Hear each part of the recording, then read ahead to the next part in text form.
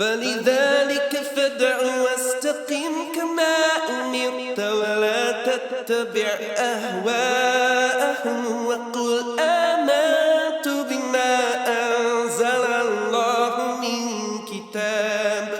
الحمد لله وصلى الله وسلم على نبينا Muhammad وعلى آله وصحبه أجمعين.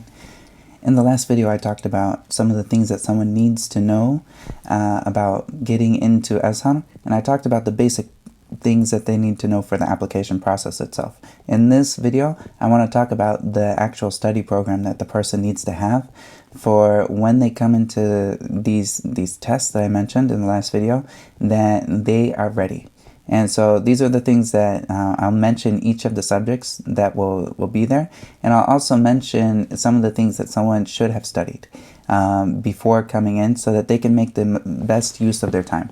Me personally, from like my personal, like the way that I got in, when I came here, I studied for myself for about almost 2 years before actually applying or coming into the actual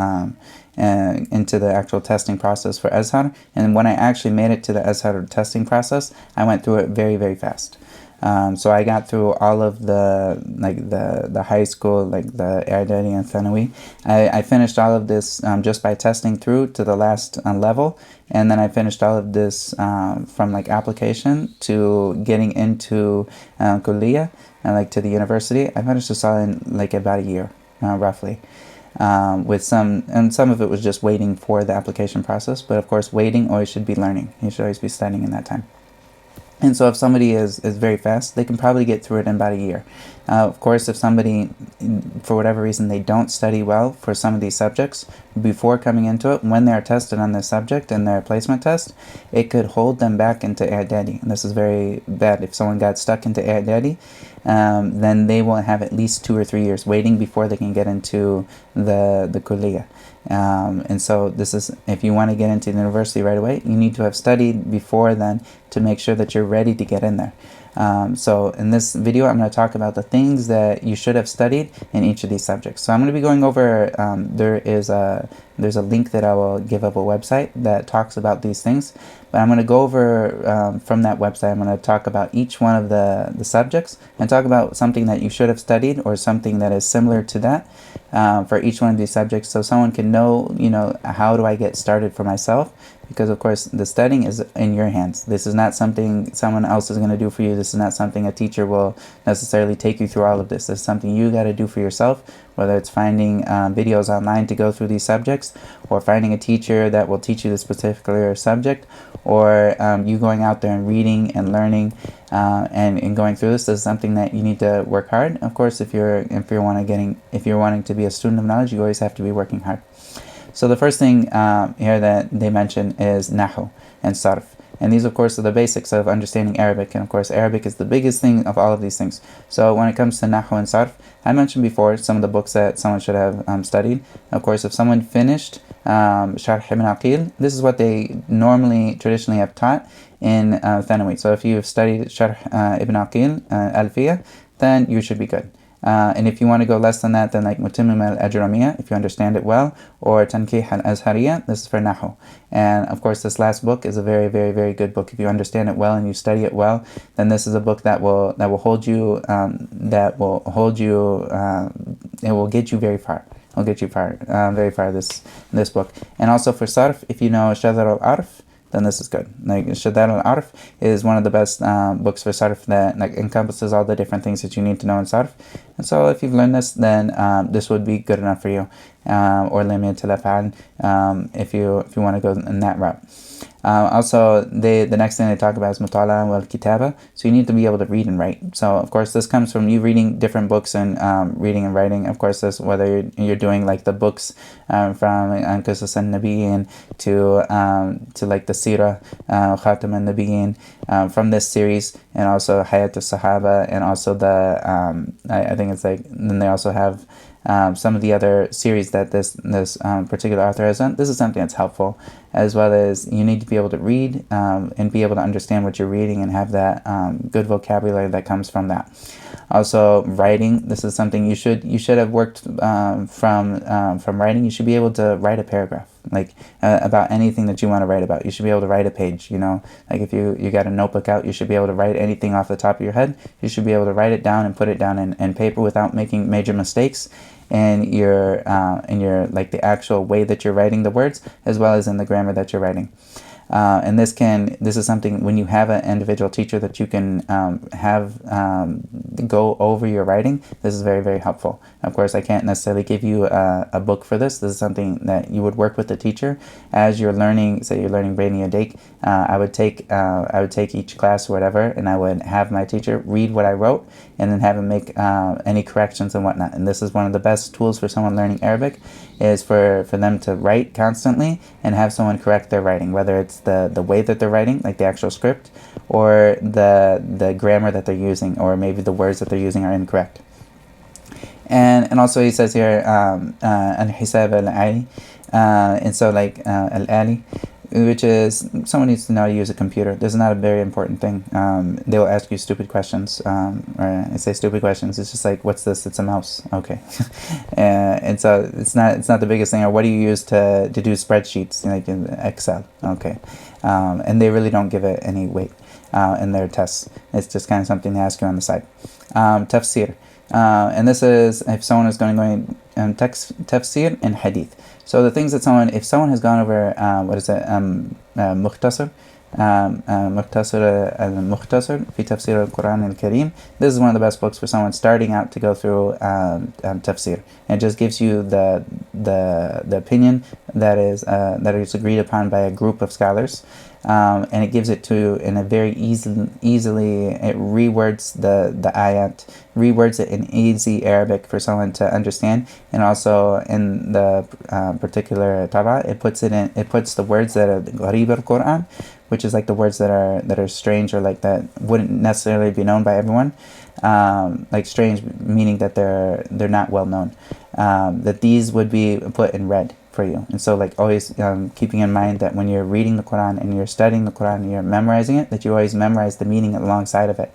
And so having this tafsir, if you learn this tafsir al-mukhtasar, this is good. And also there's tafsir al-muyassar.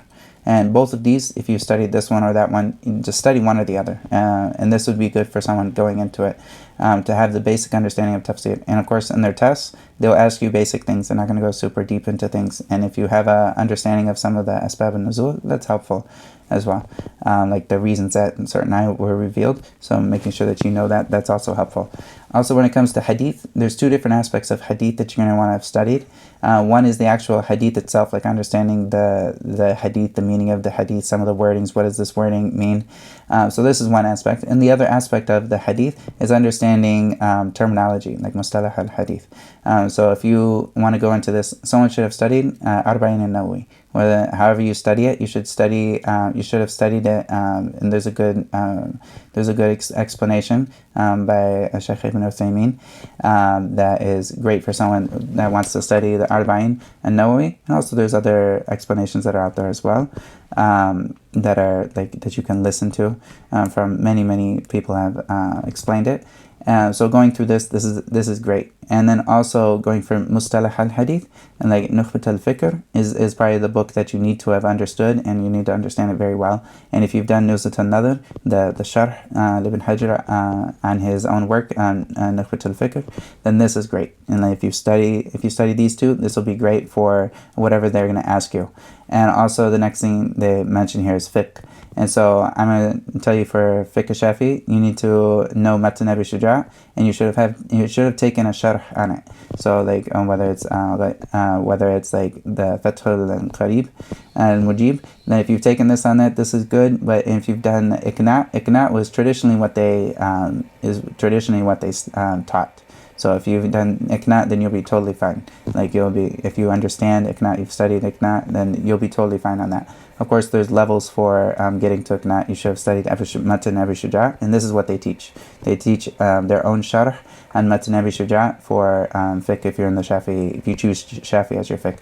They also have Hanafi, and they also have Maliki. And for these two, I'm not exactly for sure what their curriculum is for that, so I can't say on that what exactly it should be. But it's something that is a medium level. So if you have a medium level, you've taken their first introductory matan or something in that madhab, then this is something that you can get in. They don't teach usul al-fiqh there, in the actual thanawi or i'dadi. They don't teach usul al-fiqh, and they don't test you on it. So this is something I recommend everybody to learn usul al-fiqh, because it's usul al-fahm. This is the way someone understands Arabic very well and understands fiqh itself, is by understanding usul al-fiqh. So I recommend that everyone is at least taking waraqat if they're not a Hanafi, that they've studied waraqat and that they've studied a sharh on it. And if they've gotten to Luma, then this is great.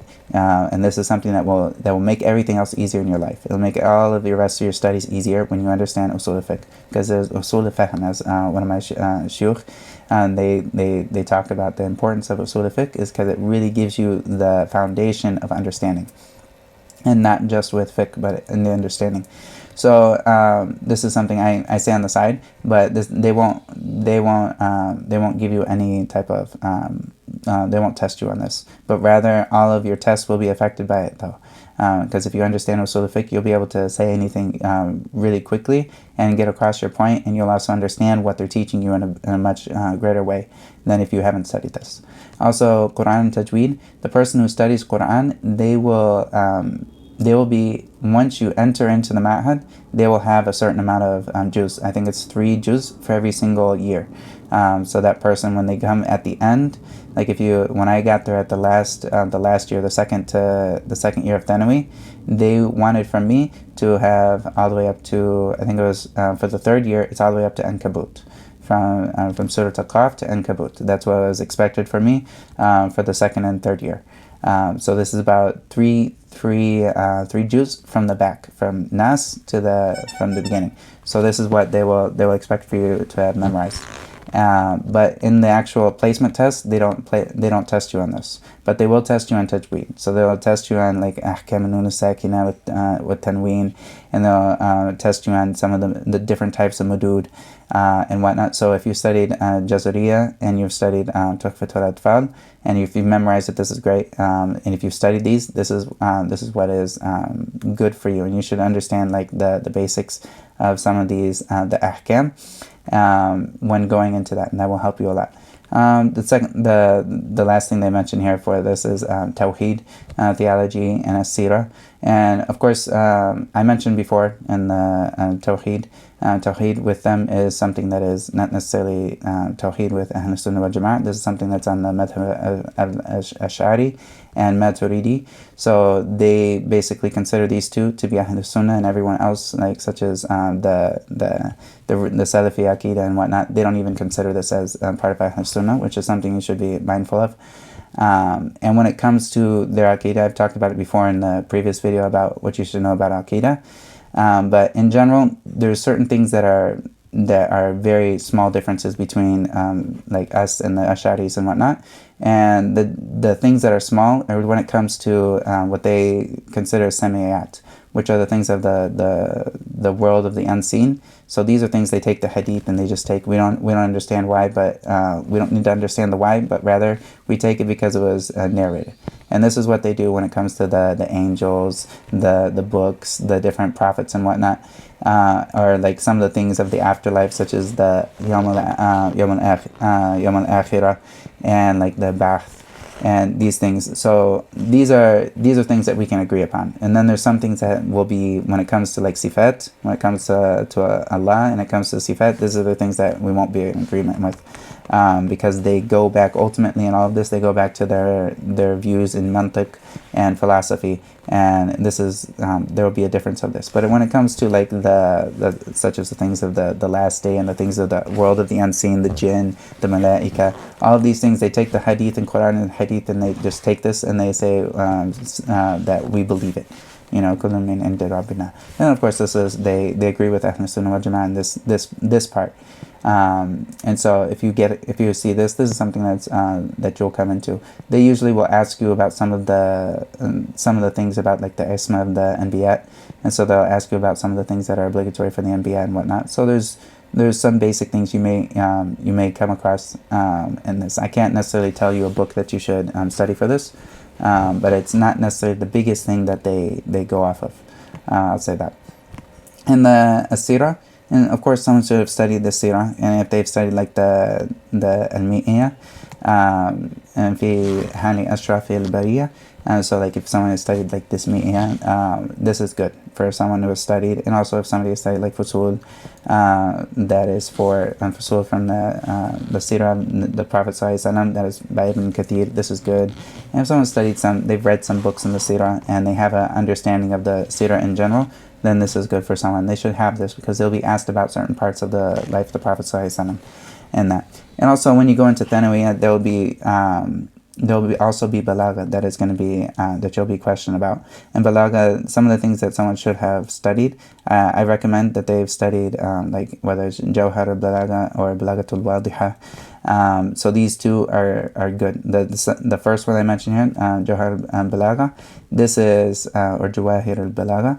This is a very good book for someone that encompasses most of Balagha, and I would recommend this for someone if they're going to study as a second and not the first thing that they study. If they study like Durus al-Balagha or Durus al-Arabiya, the section that's in it for Balagha, then this is good. And then after that they can go to like Jawahir al-Balagha. And this is great for someone. If they have this will be great. And if they've studied something such as Jawhar al-Maknoon, they studied this and they understand it well, then this is great. This will get them by in Balagha, but the important thing is that they're using it. They're using their Balagha. If you don't use it, you lose it. Also, they have Adab wa Nusus, and they will teach this. And so, of course, the things that they teach, you'll be tested on it when they teach it to you. And when you're getting tested on coming in, they won't necessarily test you on like who's the sha'ir. And if they do, they'll apologize for having testing you on something that wasn't that you didn't know about. And so they'll have that. And also the poetry like Urud wa Tawafi, this is also something that they will teach you. And if you know a little bit of it, great. If you this is a subject that it needs a teacher for it, and like you need someone to teach you this. And like I don't have a good book for Urud wa Tawafi for this, but there is a teacher that teaches this. That is easy for someone to start off with online. I can put a link on the bottom for that. Also, Insha, developing writing skills. I talked about this. Someone needs to be able to write. Also, Islamic society, like having an understanding of the different things in society. This is something they'll teach you. Geography, and the geography is kind of like sociogeography. So they'll talk about different areas and whatnot. You need to know a little bit about them, what they're known for. And not all of this is going to be tested for, and like it doesn't really matter in the testing, but when they actually teach you, they'll ask you about what they have taught you. This is after you've already entered, not for the original one. And also tarikh, history, and this is also something, if you have a little general idea, this is great, but this is something that won't be the biggest factor in your testing for the placement test. Also, there'll also be a bit of mantiq. So someone should have studied like Sudan al-Manawraq or studied Isagoji. And so if they studied either one of these two and they have a basic understanding of this will be something that is good for them when they're coming in with mantiq. And mantiq is a subject that it's best to have a teacher for. And without it, a lot of times it's kind of hard to learn. And I started off learning without it and just listening to videos and whatnot. And it's definitely much harder than if you have a teacher that can explain it to you. And sitting down with the teacher, it makes things much easier because the teacher can help you and you can ask them questions and that. And this is something, they don't usually test you coming into it very much on mantiq, but it's something that once you're in there, it's something you'll need to know. So if you've already learned it, it'll be easy for you to go through the process, inshallah. And so these are basic things that someone should know when they're coming into it. And I say this when it comes to hadith. Hadith, I mentioned, if someone studied Arba'in an-Nawawi, this will be a lot of what they need to know, but you should always be studying hadith. So you should be looking at reading and having a wide expanse of like what you have learned in hadith.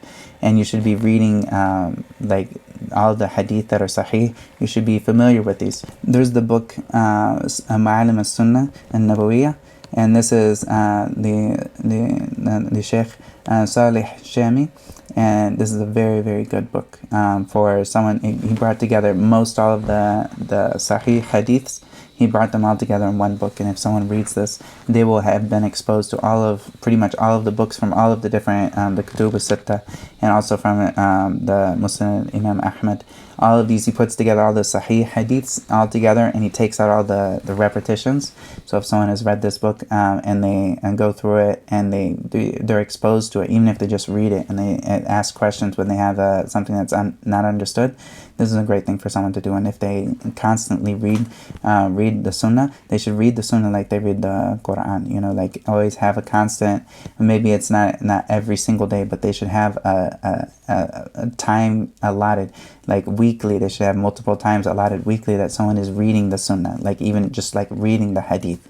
And this is something that's very important for a student of knowledge. And I can't even like begin to talk about like the benefit of someone who reads the Sunnah and they get that close connection with the Sunnah, and that will get them with the Prophet ﷺ. And every time that you read a hadith, it'll say وَقَالَ رَسُولُ اللَّهِ صَلَّى اللَّهُ عَلَيْهِ وَسَلَّمَ. Every time that you say sallallahu alaihi wasallam, this is something that's going to be raising your ranks in Jannah and will get you closer to the Prophet ﷺ. And the people who have the most salah on the Prophet sallallahu alaihi wasallam, they will be the ones who are the closest to him. So of course, like reading the Sunnah always, that will get you a lot of times that you will be sending salah on the Prophet sallallahu alaihi wasallam, and it will get you closer to him, and it will also help you a lot. And all of the other things, you'll find barakah in your life without a doubt. And this will help you as well when there's things that you need to, when you don't understand something, you go and you ask for that. That's one way of going about it. Also, I mentioned studying the sharh for Arba'in al-Nawawi is good. And also there's also shuruh, like such as for Riyadh al-Salihin, maybe you can study that as well. And also if you're looking for a hadith and ahkam, then like studying something that is for Umdatul Ahkam, and there's a good explanation that is like an explanation that's recorded that I can put down for like someone who's of the Shafi'i madhab. And also there's many explanations that are for like the Hanbali madhab out there as well, that for someone to get used to understanding the actual Sunnah of the Prophet ﷺ for Umdatul Ahkam and also Bulugh al-Maram. These two are the two where you'll study these, and they will help you a whole lot for the future. And of course, if you've already memorized the Quran, this is what's best. And once you've memorized the Quran, then you should memorize Hadith as well. And so, of course, if you memorize, first, everyone should memorize the Arba'in al-Nawawi. Like if you haven't memorized it, you should memorize it. This is something it's not super hard for someone to do, and they should memorize this. And then after this, they should go and memorize. If they're going to be a student of fiqh, they need to memorize whether it's Bulugh al-Maram, if they're up to it, or Umdatul Ahkam, and start with that, and at least familiarize themselves with all the hadiths and the meanings of it in general. And Allah knows best. صلى الله وسلم على نبينا محمد وعلى آله وصحبه أجمعين. فلذلك فادع واستقم كما أمرت ولا تتبع أهواءهم وقل آمنت بما أنزل الله من كتاب وأمرت لأعدل بينكم الله ربنا وربكم لنا